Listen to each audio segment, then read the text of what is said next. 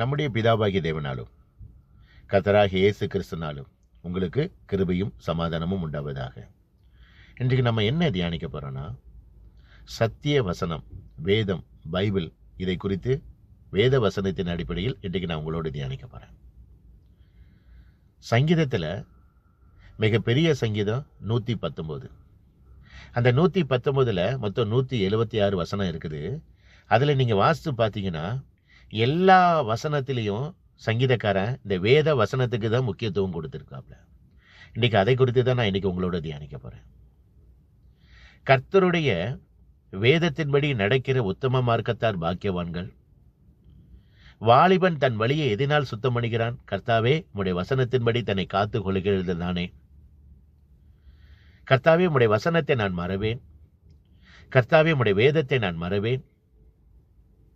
கர்த்தாவே உம்முடைய வசனத்தின்படி என்னை உயிர்ப்பியும். கர்த்தாவே உம்முடைய வார்த்தையினாலே என்னை நிலைப்படுத்தி அருளும்.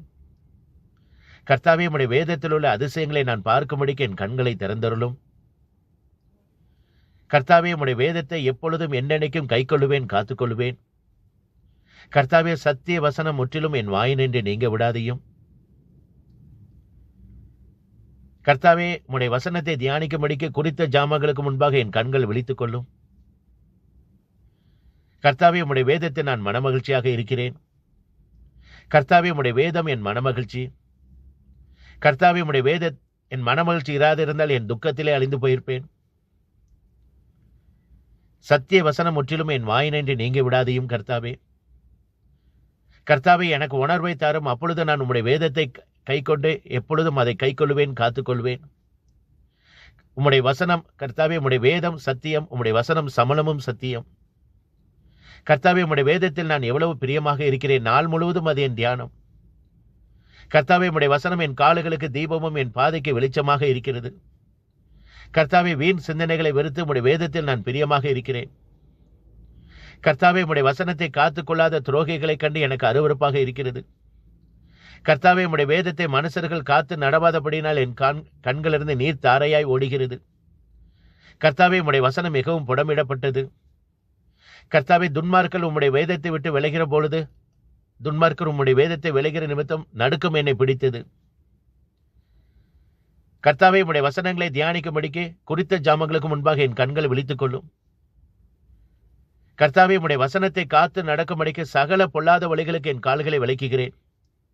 கர்த்தாவே உம்முடைய வார்த்தையினாலே என்னை ஆதரித்தருளும். கர்த்தாவே உம்முடைய வார்த்தையிலே என் காலடிகளை நிலைப்படுத்தி ஒரு அநியாயமும் என்னை ஆள ஒட்டாதிரும். கர்த்தாவே உம்முடைய வசனத்தின் பிரசித்தம் வெளிச்சம் தந்து பேதைகளை உணர்வுடனாக்கும். கர்த்தாவே உம்முடைய வசனத்துக்கு நான் காத்திருக்கிறபடினால் உமக்கு பயந்தவர்கள் என்னை கண்டு சந்தோஷப்படுவார்களாக. இப்படி சங்கீதம் 119 வாசித்தீங்கன்னா வேத வசனத்திற்கு சங்கீதக்காரன் முக்கியத்துவம் கொடுத்திருக்கிறாப்ல. இந்த வேத வசனம் கண்டிப்பாக வேணும் நமக்கு. இந்த 2025 வருடத்தில் ஒரு தீர்மானம் பண்ணுங்க. ஆண்டவரே, இன்னைக்கு நிறைய கிறிஸ்தவர்கள் என்ன நினைக்கிறாங்கன்னா, நான் தினந்தோறும் ஆலயத்தில் இருக்கிறேன், நான் ஃபேஸ்புக்கு, இன்ஸ்டாகிராமு, வாட்ஸ்அப்பு இந்த மீட்டிங்லாம் நான் அட்டன் பண்ணுறேன் அப்படின்னு சொல்லி தங்களுக்குள்ளே திருப்தி படிக்கிறாங்க. அதை கர்த்தர் விரும்பலை. வேதத்துக்கு அதான் சங்கீதக்காரன் சொல்லியிருக்கிறாப்புல 1வது சங்கீதத்தில், வேதத்தில் பிரியமாயிருந்து இரவும் பகலும் அதை கைக்கொள்கிற மனுஷன் பாக்கியவான். அவன் நீர்க்கால்களின் ஓரமாய் நடப்பட்டு தன் காலத்தில் தன் கனியை தந்து இலையுறாதிருக்கிற மரத்தை போல இருப்பான். எந்த ஒரு மனுஷன் தனி வேத தியானிப்பு இல்லைன்னா அவன் பரலோகத்துக்கு போக முடியாது. எந்த ஒரு வேத தியானிப்பு இல்லைன்னா, தனிப்பட்ட வேத தியானிப்பு இல்லைன்னா அவன் பிசாசி சாத்தானை எதிர்த்து நிற்க முடியாது. நல்லா கேட்டுக்கோங்க, இந்த 2025 வருடத்தில் ஆண்டவரே, வேதத்தை சும்மா ஃபார்மாலிட்டிக்காக வாசித்துட்டு போனால் போதாது. இன்னைக்கு நிறைய பேர் பார்த்தீங்கன்னா 50 முறை 100 முறை வாசிக்கிறீங்க. நல்லது, நான் வேண்டான்னு சொல்லலை. அந்த வசனம் உங்கள் இதயத்தில் பதிஞ்சு இருக்கிறோம். அந்த வசனம் இதயத்தில் பதிஞ்சு தியானித்து வேதத்தை தியானிக்கணும். அப்பொழுதுதான் நம்மளை அறியாமலே பாவம் செய்யும் பொழுது இந்த வசனம் நம்மளோட பேசும். இந்த வசனம் உயிர் உள்ளது, ஜீவன் உள்ளது. அதனால தான் உங்ககிட்ட நான் ரிக்வெஸ்ட் கேட்குறேன், சும்மா ஃபார்மாலிட்டிக்காக வேதத்தை வாசிட்டு போகாதீங்க. ஒவ்வொரு நாளும் வேதத்தை தியானிங்க. வேதத்தை வசனத்தை இதயத்தில் பதிய வைங்க. ஆதியாகமத்திலிருந்து வெளிப்படுத்துதல் வரைக்கும் எல்லா வசனங்களும் உங்களை இதயத்தில் பதியணும். அப்பொழுதுதான் பரலோகத்துக்கு போக முடியும். அப்பொழுதுதான் பிதாவினுடைய சித்தத்தை நிறைவேற்ற முடியும். அப்பொழுதுதான் இந்த வேத வசனம் உங்க இதயத்தில் இருந்தால்தான் பிசாசி சாத்தானை நம்ம எதிர்த்து நிற்க முடியும். இந்த வேத வசனம் கூட இல்லாம எத்தனையோ ஜனங்கள் நரகத்தை நோக்கி போய் கொண்டு இருக்கிறாங்க. இந்த வேத வசனத்திற்காக, பைபிளுக்காக எத்தனையோ கிறிஸ்தவ ஊழியக்காரங்கள் என்னையோ ரத்த சாட்சிக்காக மறித்திருக்காங்க. அவங்க ரத்த சாட்சியாக மறித்ததுனாலதான் உங்ககிட்டையும் என்கிட்டையும் இன்னைக்கு பைபிள் நமக்கு கர்த்தருடைய கிருபையினால கிடைச்சிருக்குது. இந்த வேதத்தை அசால்ட்டா நினைச்சிடாதீங்க. தயவு செய்து செல்போன், தேவையில்லாத காரியங்களை நேரத்தை செலவிடாதீங்க.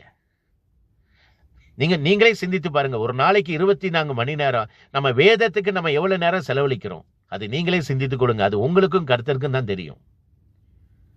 அதனால இந்த 2025வது வருடத்துல ஒரு புது தீர்மானம் பண்ணுங்க. ஆண்டவரே, சும்மா ஃபார்மாலிட்டிக்காக நான் வேதத்தை வாசிச்சு போக மாட்டேன். வேதத்தை நல்லா தியானிப்பேன். ஒவ்வொரு வசனமும் என் இதயத்துல பதிய வைப்பேன். நேரம் கிடைச்சாலும் கிடைக்கட்டாலும் முழு நேரமும் வேதத்துக்கு நான் செலவிடேன்னு சொல்லி தீர்மானம் பண்ணுங்க. கர்த்தர் உங்களை ஆசீர்வதிப்பார். ஒவ்வொரு வசனமும் ஜீவன் உள்ளது. அதனாலதான் அப்போஸ்தலனாகிய பவுல் சொல்லியிருக்கிறாரு, இயேசு கிறிஸ்துவை பற்றி விசுவாசத்தினாலே உங்களை ரட்சிப்பு கேட்ட ஞானம் உள்ளவனாக்குது இந்த வேத வாக்கியங்கள். வேத வாக்கியங்கள் எல்லாம் தேவாவினால் அருளப்பட்டிருக்கிறது. தேவ மனுஷன் தேர்வனாகவும் தகுதியுள்ளவனாக இருக்கும்படிக்கு அவை உபதேசத்திற்கும் சீர்திருத்தலுக்கும் கடிந்து கொள்வதற்கும் நீதியை படிப்பிக்கிறதுக்கும் பிரோஜனமுள்ளதாக இருக்கிறது. ஒவ்வொரு வசனமும் ஜீவனுள்ள வசனம், சத்திய வசனம், சத்திய வேதம். மறந்துடாதீங்க. இந்த உலகத்துல உண்மையான ஒரே ஒரு தெய்வம் இயேசு கிறிஸ்து ஒருவர் மட்டுமே. இயேசு கிறிஸ்து சீக்கிரத்தில் வரப்போகிறார். உங்கள் பாவத்தை விட்டு மனம் திரும்புங்கள். பரலோக ராஜ்யம் சமீபத்திருக்கிறது. கர்த்தருக்கே மகிமை உண்டாவதாக. ஆமேன்.